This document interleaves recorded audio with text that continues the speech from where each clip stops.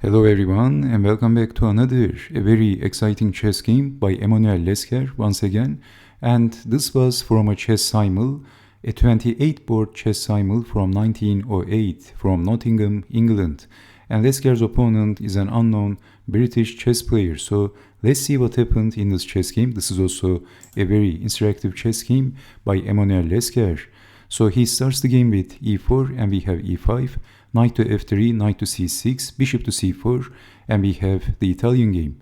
Bishop to c5 and then b4, the Evans Gambit. Bishop takes on b4, c3, defending the bishop, and then d4, a pretty standard stuff in the Evans Gambit.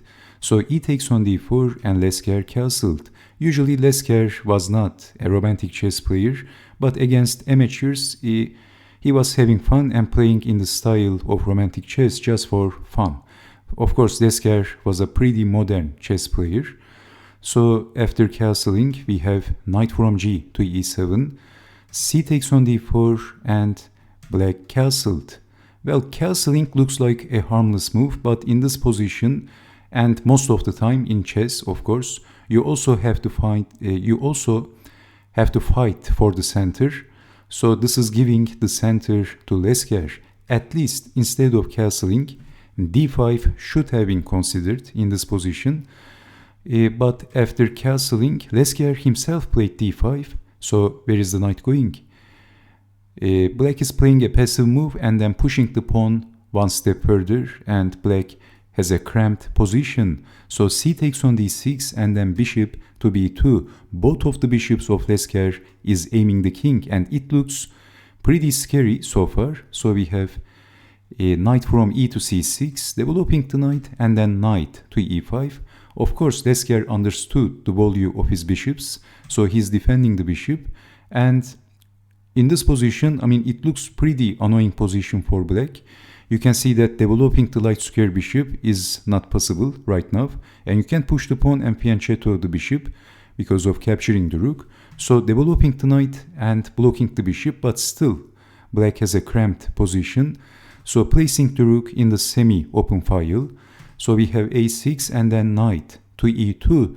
So capturing the knight is so tempting, and black captured the knight, damaging the pawn structure, but Lasker is hoping to use this open g file as an important attacking file. So he is planning to play king to h1 and then rook to g1. So we have b5 and knight to g3. So he can use his knight as an important attacking unit when attacking the black king. And you can see how Lasker is effectively using his bishop here, his two bishops. Black also has two bishops, but they are ineffective. So he is using his two bishops against the king, and both of the bishops is aiming the king like two snipers. So we have rook over and then king to h1. So Lasker wants to play rook to g1, obviously. So king to h8, but the g-pawn is pinned because of the dark square bishop. So knight to f5, getting one step closer. f6, defending on g7. Obviously, in this position, rook to g8 is out of questions because of bishop takes on f7, and that's losing for black. So we have f6 and then rook to g1, attacking on g7. g6, how to defend? If rook to g8, bishop takes rook. And in this position, Lasker played the second best move, and he played queen to c1. So he wants to visit the king on h6 and say hello to the king. Here's Johnny from the movie of Shining, Jack Nicholson's movie. Anyway, well, actually, in this position, white has a very strong move, and Lasker missed that. Queen to c1 was a very logical move, sacrificing the knight, and then queen to h6, and defending is very difficult. But actually, in this position, rook takes on g6 is a smashing move for white. And this is what Mikhail Tal would play it maybe. So after capturing the rook, queen to c1, sacrificing one more piece, and how to defend checkmate. So if capturing the knight, for example, this is checkmate. But Lasker played queen to c1, and nevertheless this is also a pretty good move. So he wants to play queen to h6 and sacrificing the knight, and then queen to h6, by Emanuel Lasker, and how to defend queen to g7. So also because of the two bishops, incredibly effective, aiming the king, defending is very difficult. So Lasker is a piece down and he's also 2 pawns down, but he has the attack.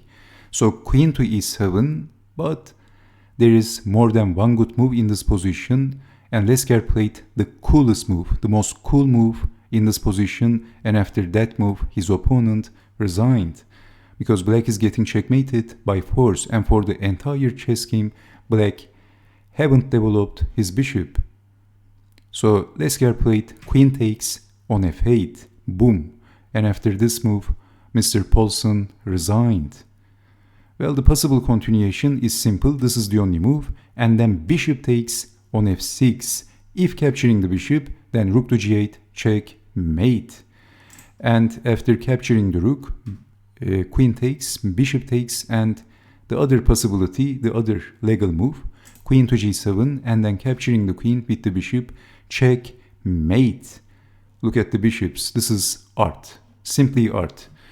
The beautiful combination of the two bishops. So this is a perfect example of using two bishops in the attack. So what a beautiful game by Emanuel Lasker.